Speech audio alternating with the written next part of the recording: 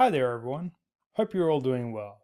A couple of weeks ago I caught an interview on Independent Man's channel with someone representing a student group calling themselves the Australian Free Speech Movement. These guys are organising a protest later this month and I was listening to this guy lay out his agenda and it got me thinking. It seems that there's a bit of a strategic disconnect here that applies not just to Australia but also to the free speech movement globally. Let's talk about why that is and what we can do about it.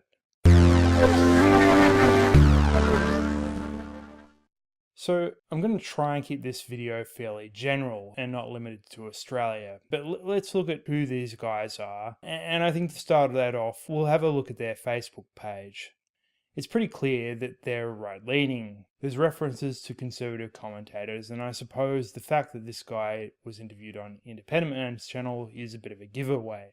Okay, so being right-wing, we can speculate that they're concerned with political correctness, and that's stifling conservative and other right-wing viewpoints. Being a pragmatist, this post on their Facebook page especially piqued my interest. We'll come back to this, but first let's hear about what their agenda is. Tell everybody what it is, why you're here today, and what you represent.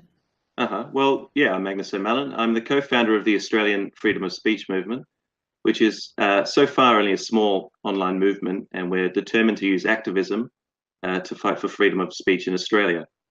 We think that for too long, activism has been used primarily against us. Activism has been the enemies of freedom have had a monopoly on activism, and we're determined to smash that monopoly. So we are organising a protest to be held in Melbourne on the 24th of February. And we're protesting for a number of things, but primarily freedom of speech. We want to promote freedom of speech generally. We want to campaign for the repeal of Section 18C of the Racial Discrimination Act, and any similarly censorious legislation, state or federal. And some of us will be arguing for an end to political correctness to the extent that we think it's the culture or philosophy which leads to censorship or the use of force to silence opinion. So when I look at free speech campaigners on the right, there seems to be a bit of a focus on reducing limitations to free speech, or sometimes what's called compelled speech, which is applicable in Canada where they're talking about gendered pronouns in Bill C-16. While in Australia it's largely around repealing Section 18C of the Racial Discrimination Act. Without going into details on either of these two pieces of legislation, if what free speech advocates claim is correct, then yes, they are anathema to a purist version of what free speech is. The thing is, neither of these countries are the United States, and neither has an equivalent to the First Amendment right to free speech. As such, free speech advocates in Australia and Canada are arguing against limitations to a right that they don't have in the first place. So here's my questions. Why is repealing a part of the Racial Discrimination Act a priority to the free speech movement? And additionally, why are rules around non-binary pronouns also a priority in Canada? Which is more important to a group calling itself the free speech movement? Free speech or right-wing values? Okay, leaving those questions aside, another more fundamental question is, why is free speech important at all? This is where the group's statement about morality and pragmatism comes into play. You could consider this last one a moral question, that it's immoral to limit the freedom of others. Or you could consider it a pragmatic question. Now, I don't think that either of these approaches are necessarily in conflict, because to me, it comes down to prioritization and not to allowing the perfect to become the enemy of the good. So what's a pragmatic reason to support free speech? Well, in one word, it's politics. Free speech is vital to a democratic society. Democracy can only function if its people are able to freely and openly express their political views, even if they're unpopular viewpoints. Through a free exchange of ideas, the hope is that the best ideas will win out in the long run, though in the real world, obviously it doesn't always work out that way. Regardless, free speech allows us to talk truth to power and oppose government overreach. But there's a downside to freedom of speech and freedom in general. It will always be in opposition to safety, and those who seek to limit the freedom of others will generally make an appeal to safety. The left is doing that now, and the right has done that in the past as well, though of course on different subjects. Of course, appeals to safety miss the bigger picture. If a society prevents a group from expressing its political concerns, then the only avenue left to that group to resolve its problems is through force. If that group sees itself as sufficiently oppressed, then it may resort to violence or eventually armed insurrection. So, at its extreme, opposition to freedom of speech is the same as advocacy for violence. But that's an extreme case, and few people will go to war for the right to shout racial epithets. People accept limitations to their freedoms every day. If you stop at red traffic lights, then you've just accepted a limitation to your freedom, and for good reason. The interesting thing about the free speech debate is that it's a good litmus test of which side currently holds power at any given time. If you have institutional power to decide where the limitations to speech are, well then that gives you power to shape the political dialogue. Who decides what's legal and what isn't?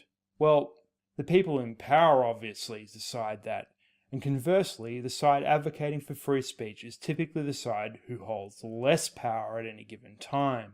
For example, if we look at the immigration debate, there are many valid and non-racist reasons to oppose immigration under various circumstances. However, proponents of open borders label anyone who opposes immigration racist, regardless of whether or not this is actually true.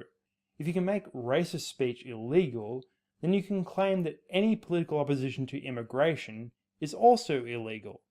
Of course, this isn't the case in Australia under 18C. The Racial Discrimination Act, because of 18D, which among other things allows a fair comment on any event or matter of public interest if the comment is an expression of a genuinely held belief by the person making the comment.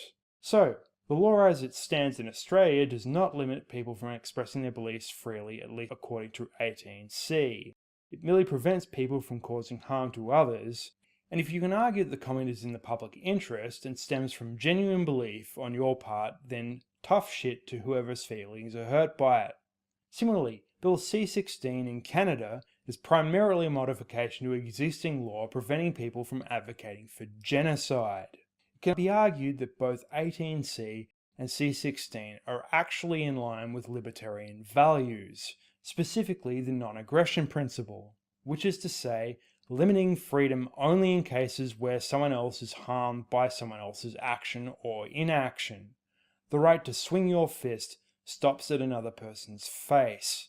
Yet we still see the right making these arguments regardless, and as such we can judge them to hold less institutional power at this point in time than the left being the people who are currently arguing for safety.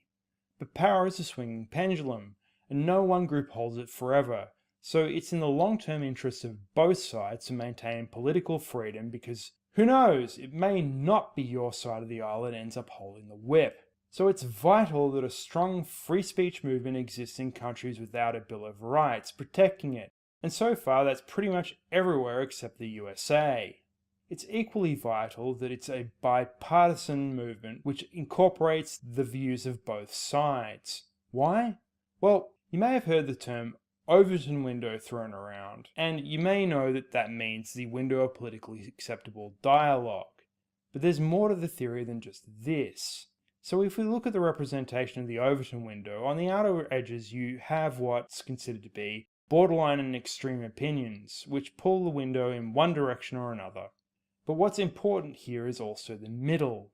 Yes, this contains opinions which are considered to be moderate, but there's another implication to the Overton idea that most people don't bring up. According to Overton, the middle of the window is what eventually becomes policy. As such, it is vital that freedom of speech becomes a centre position and not a radical right position or a radical left position. And therefore it needs to be made palatable to both sides if we ever want to see it in practice.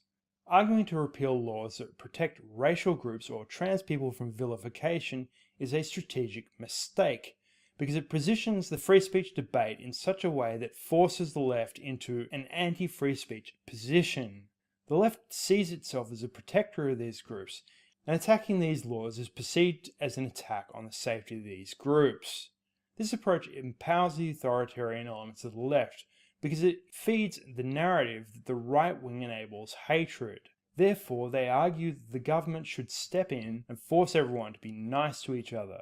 That in turn feeds the right-wing narrative that the left are a bunch of control freaks that want to force the government to make the world behave. Of course, in times where the right has more power, the same thing happens, it's just that the roles are reversed and we see the left pushing for freedoms that impinge on the safety of the groups that the right wants to protect. So both sides become polarized and we move further and further away from an actual solution. In pushing for an absolutist version of free speech, its advocates are giving their opposition reasons to oppose it and therefore undermining their own goals. While some individuals think that they might want unbridled free speech, broadly, both wings of politics want limitations and boundaries. They just want them to be in different places.